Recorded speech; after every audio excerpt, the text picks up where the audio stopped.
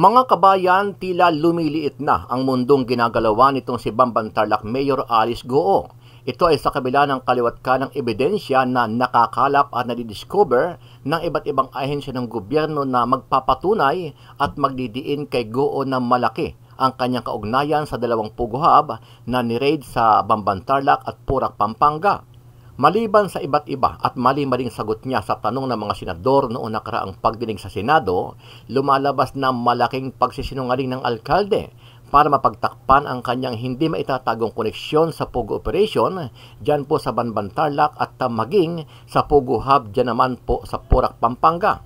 Ito pong lahat ng mga kumpanya ay magkakasama kayo ni Sheila Guo at CMN Guo. Bakit po kailangan magsinungaling sa bagay na napakadali namang pong i-check? Nakaraan po na Senate hearing. Kaya po, lahat na lang po naging sagot ko po is I don't know, hindi ko po alam. Dahil ayaw ko po madamay pa po ang ibang tao. Kapatid niyo po ba sina CMN Guo at saka Sheila Guo? Hindi po. Ang pagkakalam ko po, sa nanay ko po, ako lang po mag-isa po, Your Honor. Sabi niyo sa akin, hindi niyo sigurado kung kamag-anak niyo sila. Yan pa rin ba ang sinasabi niyo sa amin? After po ng Senate hearing po, Your Honor, nag-confirm po ako sa tatay ko, kapatid ko daw po sila. Sa kabila ng mga pagtanggi at pahayag ni Mayor Goo na wala siyang alam at wala siyang matandaan, hindi naman maikakaila na laging kasama ang kanyang pangalan sa mga dokumento na kung saan ay pirmado pa niya na isa siya sa mga nagmamay-ari ng mga kumpanya na kanyang itinatanggi. First of all, ano po yung official position ninyo dati sa Hongsheng? Your Honor, wala po akong any position po sa Hongsheng po. Merong koneksyon di umano ang kasalukuyang alkalde ng Bamban, si Mayor Guo. She was the one who applied for the letter of no objection doon sa sangguniang bayan ng Bamban for Ken Hongsheng. Tumayo po kayong representante ng Hongsheng Gaming Technology Incorporated. Kayo po yung nag-apply para sa LONO, letter of no objection. Kung matatandaan, paulit-ulit na sinasabi ni Mayor Goo na isa lang siyang simpleng mamamayan na lumaki sa farm kasama ang mga katulong at trabahador. Pero sa patuloy na ginagawang pagsisiyasat ng Senado, lumalabas na nagmamay-ari siya ng mga mamahaling luxury car, nagmamay-ari ng mga malalaking lupain at iba't ibang negosyo. Bukod dyan ay na-discover din na umabot ng daan-daang milyong piso ang kanyang salin. Ma'am, di pa ako ganun ka-powerful. Ako po ay isang simpleng mamamayan. The McLaren 620R sports car owned by Bamban Mayor Alice Leal Guo. Nakapangalan kayo doon na bilang may-ari ng McLaren. Active pa po ang registration ng chopper niyo na nasa pangalan niyo. Can you confirm that these assets are yours? Yan po, mga lupa, mga buildings, mga sasakyan. Hindi po masyado clear po sa akin. Pinipilit nyo na simpleng tao lang kayo, pero ang laman ng salin nyo, daan-daang milyong piso. Dahil dito komento ng ating mga kababayan na wala na talagang lusot itong si Mayor Goo para pasinungalingan niya ang mga akusasyon na kinasasangkutan niya dahil sa napakarami ng mga ebidensya kung saan ay malaki ang kanyang kaugnayan sa iba't ibang kaso ng katiwalian. Maging ang kanyang abogado na si Stephen David ay tila nauubusan na rin ang script para sa kanyang kliyente. Sa isang panayam, tila nagkukumahog na si attorney kung paano niya maipagtatanggol ang kanyang kliyente dahil sa sandamakmak na kasong kinakaharap nito. Maliban dyan ay ang matibay na mga ebidensyang magdidiin sa kanyang kliyente. Matanong ko lang po kayo diretsahan, paano ho namin tatanggapin ang sinasabi po ninyo na ang inyong kliyente hindi nagsisinungaling sa dami ng kanyang inconsistency sa mga simpleng tanong sa kanya? Kahit naman sino siguro humarap sa mga ganito mga batikang senador, hindi abusing ka. So ang sabi ko sa kanya, pag sumagot ka, sigurado sa alam mo ha, kasi perjury ang aabuti mo, under oath ka. Attorney, wala tayong question sa nervyos, no? Sa pressure, tense na tense ka, pero sa ating pong mga pangkaraniwang pong mga mamamayan, simple ho lang naman ang tanong At yung sagot, hindi mo na kinakailangan pag-isipan o balikan kung totoo yung sagot. Si Nancy Gamo ang lumakad sa mga papeles ng Pogo. Tao ito ni Mayor Nung simpleng tanong lang sa kanya, ito ba'y kilala mo? Hindi ang kanyang sagot. Paano kami maniniwala ka, Mayor, doon? Samantala, hindi lang mga congressman kundi dumarami na rin ang mga senador na kinakalampag ang pananahimik ni Pangulong Ferdinand Bongbong Marcos Jr. na magsalita at umaksyon na para tuluyang ipahinto at ipagbawal sa buong bansa ang operasyon ng Pogo dahil sa perwisyo na idinudulot nito at lumalalang sindikato na posibleng hindi na rin natin mapigilan pa sa darating na mga panahon. Ang ating mga lokal na pamahalaan dapat maging alerto at mapagmasid sa mga Pogo. Itong nangyari sa Porac,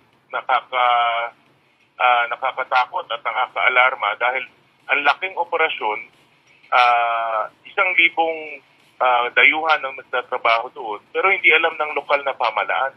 Ano ang masasabi mo dito, kabayan? Sama-sama nating panoorin ang buong video at pakicomment nyo po ang inyong mga reaksyon at sariling opinyon. Pero bago yan, muli po ako nag-iimbita sa mga hindi pa po nakasubscribe sa ating channel na Kabayan News PH, pakipindot po ang subscribe button at pakiclick na rin ang notification bell para lagi kayong updated sa mga bagong upload natin na legit at napapanahong balita. Maraming pong salamat.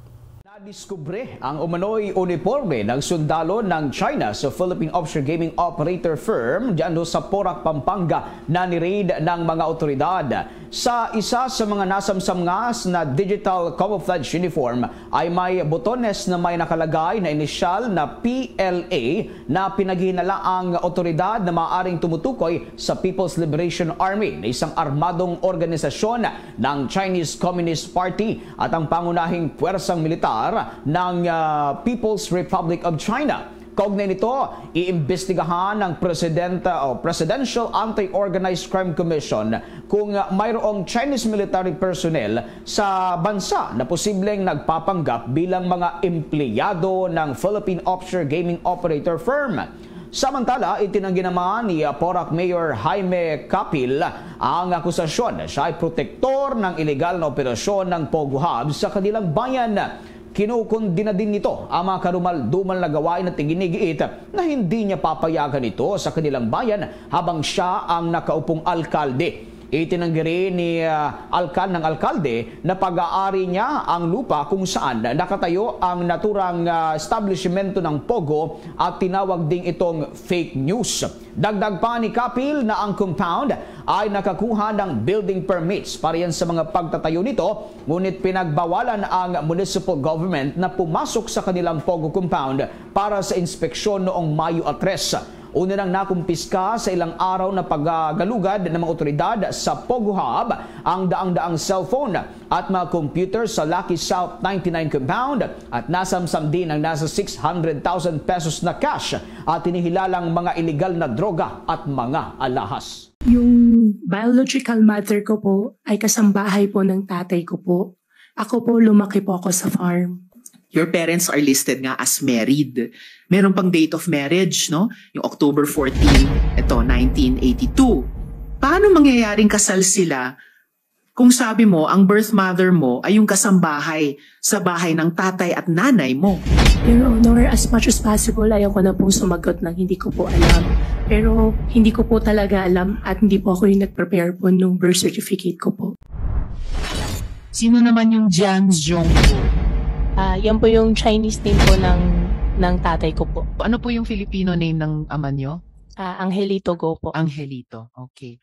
Nasabi kanina ni Mayor Guo, hindi Filipino tatay niya. Nakasulat doon sa birth certificate, nakasulat Filipino siya. So hindi magtugma to. At doon sa incorporation papers, consistent na Chinese ang nationality ng tatay niya. So ang ibig sabihin, yung salaysay ng tatay niya, hindi totoo. Kapatid nyo po ba sina Seymen Guo at saka Sheila Guo? Hindi po. Ang pagkakaalam ko po, sa nanay ko po, ako lang po mag-isa po, Your Honor. Sabi nyo sa akin, hindi nyo sigurado kung kamag-anak nyo sila. Yan pa rin ba ang sinasabi nyo sa amin? After po ng Senate hearing po, Your Honor, nag-confirm po ako sa tatay ko, kapatid ko daw po sila. Ito pong lahat ng mga kumpanya ay magkakasama kayo ni Sheila Guo at Seymen Guo. Bakit po kailangan magsinungaling sa bagay na napakadali namang pong i-check? Nakaraan po na Senate hearing. Kaya po, lahat na lang po naging sagot ko po is I don't know, hindi ko po alam. Dahil ayaw ko po madamay pa po ang ibang tao. First of all, ano po yung official position ninyo dati sa Hongsheng? Your Honor, wala po akong any position po sa Hongsheng po. Merong koneksyon di umano ang kasalukuyang alkalde ng Bamban, si Mayor Guo. She was the one who applied for the letter of no objection doon sa sangguniang bayan ng Bamban for Ken Hongsheng. Tumayo po kayong representante ng Hongsheng Gaming Technology Incorporated. Kayo po yung nag-apply para sa LONO, letter of no objection. Ma'am, di pa ako ganun ka-powerful. Ako po ay isang simpleng mamamayan. The McLaren 620R sports car owned by Bamban Mayor Alice Leal Guo. Nakapangalan kayo doon na bilang may-ari ng McLaren. Active pa po ang registration ng chopper nyo na nasa pangalan nyo. Can you confirm that these assets are yours? Yan po, mga lupa, mga buildings, mga sasakyan. Hindi po masyado clear po sa akin. Pinipilit nyo na simpleng tao lang kayo, pero ang laman ng SALN nyo, daan-daang milyong piso. At ito na nanggaling na ito sa sarili nating intelligence officers. Dito, haka-haka namin, hindi ito sariling investigation namin. Ito galing na ito sa mga professional investigators and intelligence practitioners natin. Patagal ng patagal, palala ng palala. Kaka-read lang ng Banban Pogo early part of this year. Wala pang 6 na buwan, meron na naman sa Pora. So, wala silang takot eh. Kahit alam nilang yung raid nangyayari, tuloy yung ligaya nila eh. Yan ang magpapakita kung anong mga klaseng tao ang nasa Pilipinas, nasa bansa natin, na hindi kinakatakutin ng otoridad. Kahit na nag-raid na sa Banban, which is not so far from Porac, tuloy pa rin yung operation sa Porac. Mas malala pa yun sa Porac dahil meron yung prostitution at talagang human trafficking. Dinadala yung mga kababaihan galing sa ibang bansa. So, ganyang klaseng criminal syndicates ang nandito sa ating bansa. Ugnay pa rin sa usapin ng Pogo, nakiisa na rin itong si Surigao del Norte Representative Robert Ace Barbers sa mga nananawagan na tuluyan ng ipagbawal ang operasyon ng Philippine Offshore Gaming Operators sa Pilipinas. Ayon kay Congressman Barbers na siyang chairman ng House Committee on Dangerous Drugs, seryosong banta ang naturang establishment sa kinasasangkutan ng mga illegal activities. Sinabi ng kongresista na 2017 na magbigay siya ng mensahe laban sa Pogo at hanggang sa ngayon walang nabago at sa halip lumala pa ang mga krimen dahil sa patuloy na mga operasyon ng mga ito. Ayon sa kongresista, kung may kinikita man ng gobyerno sa buwis, hindi ito sapat sa mga perwisyo na ibinibigay o idinudulot ng operasyon nito sa ating bansa. Maliwanagan niya na ang Pogo ay front lamang ng mga sindikatong kriminal ng China, money laundering, cyber hacking, prostitution at iba pa. Ang nakakatakot aniya kapag ginamit ang pera ng Pogo sa narcopolitics, mas malaking problema daw ang kakaharapin ng Pilipinas.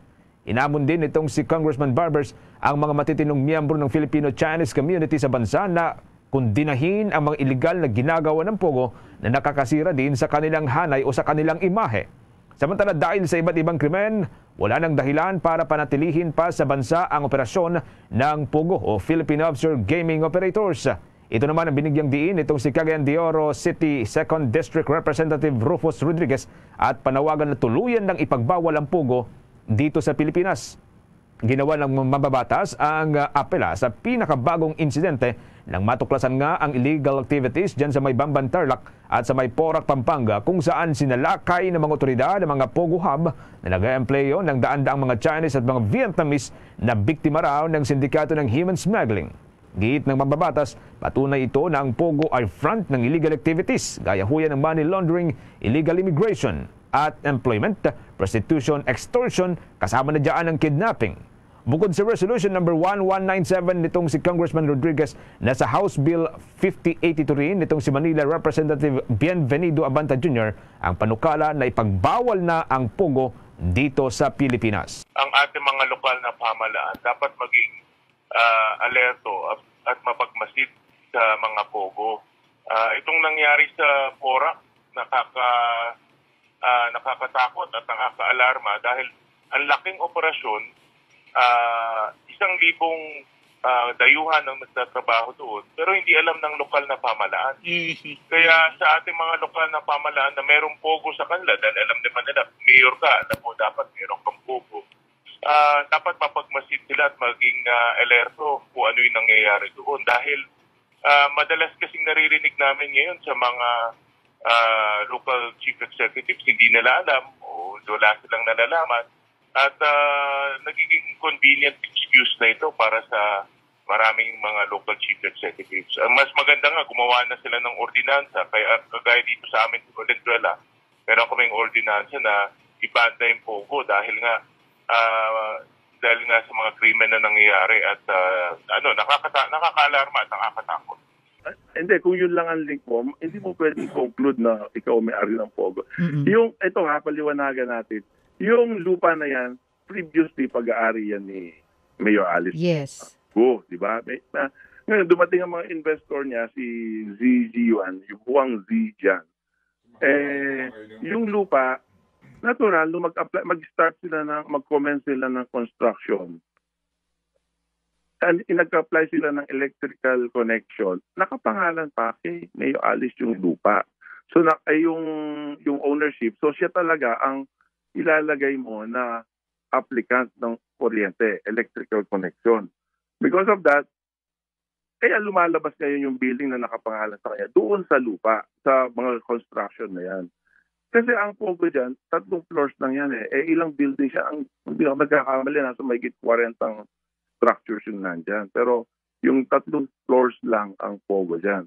So ngayon, ako nga nabili ako noon na isang maliit na kondo para makakaano hanggang ngayon, yung kuryente nakapangalan pa rin doon sa dating may-ari. Hindi ko pa pinapalipat pa rin. Opo, sige po. So, attorney, that's well said sa panahon dito sa usapin po ng electric bill. Matanong ko lang po kayo diretsahan. Paano ho namin tatanggapin ang sinasabi po ninyo na ang inyong kliyente hindi nagsisinungaling sa dami ng kanyang inconsistency sa mga simpleng tanong sa kanya? Actually, Boss Ed, hindi naman inconsistency Kasi at that time, first, remember kung saan nanggagaling si Mayor Alice. First time niyang humarap sa ganito ka-formal na investigasyon. So, kahit naman sino siguro humarap sa mga ganito mga batikang senador, nilabusing ka. So, ang sabi ko sa kanya, pag sumagot ka, sigurado sa alam mo kasi perjury ang aabuti mo, under oath ka. So, ang nangyayari sa kanya, pag hindi siya sure, isabi niya, babalikan ko po kayo, i-check ko po kayo. Kasi gusto niya, sigurado yung sagot niya. Attorney, wala tayong question sa nervyos, no? Sa pressure, tense na tense ka, pero sa ating pong mga pangkaraniwang pong mga mamamayan, simple ho lang naman ang tanong At yung sagot, hindi mo na kinakailangan pag-isipan o balikan kung totoo yung sagot. Halimbawa, ito po, maganda itong si Nancy Gamo na ngayon po nagpapa-interview sa ilang mga media. Si Nancy Gamo ang lumakad sa mga papeles ng Pogo.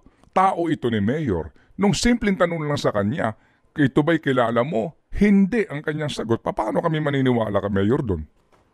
Ako rin naman nangyayari sa akin yan. Minsan kilala mo yung tao, matagal mo na kasama, 1 taon mo hindi nakita. O minsan, alam mo, kilala mo yun, pero minsan, sino ba yung tao na yan tsaka yung pangalan na yun? I-connect mo muna, matagal pa. Minsan, kinukumusta ka ni ganito. Sasabihin ko, teka, sino ba yun? Pero kilala mo yun, nakakahiya naman sabihin, hindi mo kilala. Ayaw ko pakiregards na lang. Minsan nangyayari sa atin. Siguro po, attorney, nangyayari sa atin yan minsan. Yung mga acquaintance mo noon, kinukumusta ka, hindi mo pero yung mismong tao mo na lumalakad sa mga papeles ng Pogo, alam nga naman di mo maalala, attorney. Hindi, nung alala naman niya, sinabi naman niya. Kinorek na. Opo, okay, sige. Itong kanyang, nung una po, siya lang mag-isa ang anak. Opo, at siya po na nga ay anak daw po sa, alam nyo na. Oo, pero lumabas naman po pala, may mga kapatid daw ho naman siya na hindi naman daw niya kilala. So, yun ho mga ganung bagay. dahil din po sa nervyos, dahil din po sa dahil daw po sa nakalimutan niya. Paano ho namin tatanggapin yun? Hindi sinabing nakalimutan niya, hindi sinabing ganito yan. Kasi nandun naman ako sa buong session na yon. Oo. Nung tinanong siya ni Senator Risa, yung isa, yung lalaki, si Men yata yun, si Men, sinabi niya kapatid niya, half-brother. Half-brother sa tatay. Yung isa, kilala niya, pero hindi niya alam kung kapatid niya o kasi ang tatay niya, maraming babae. Maraming babae. Tsaka may mga anak pa sa China. May kinakasama siya. At saka hindi naman niya talaga nakasama yung tatay niya. So, hindi niya kilala talaga kung kapatid niya. Although, may idea siya na kapatid niya yan. Pero, to be sure, sabi ko nga, sigurado yung may mga sagot mo. Kasi under oath ka. Kaya ang sabi niya, i-verify niya sa tatay niya. Hindi niya sinabi, i-verify pa niya sa tatay. Kaya during the next hearing, sinabi niya, kapatid pala niya yun sa tatay niya. Although kilala niya, kasama niya yan. Opo. Pero para malaman niya kung kapatid niya. Attorney. Oo. Hindi mo alam na kapatid mo, pero kasama mo sa mga biyahe sa abroad. Ilang beses yun. Oo. Attorney naman, paano naman kami maniniwala? At nung kami nagmamasid rito, kaya ang impresyon ng iba nga, parang, di ho ba, parang nababaliktad,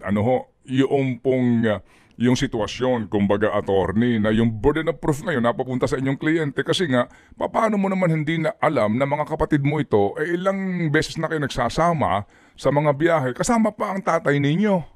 Hindi niya sinabi, hindi niya alam. Ang sinabi niya, i-verify niya to be sure ang answer niya. Kasi nga, under oath ka, mamaya, kasi di ba sinasabi niya, leal. Anak ba ng nanay niya to? Paano niya malala? Hindi naman yung anak ng nanay niya yun. Kasi gano'n ang dun eh. Pero, nung nalaman niya, anak lang ng tatay niya yun. Ang tanong kasi, anak din, dalawa silang anak ng nanay at tatay. Alam niya, buong buhay niya, mag-isa siyang anak ng nanay niya. Opo. Sige po, ang amin lang po ay pakiusap po ito, request. Pero kung hindi po siya papayag, we will respect that, attorney.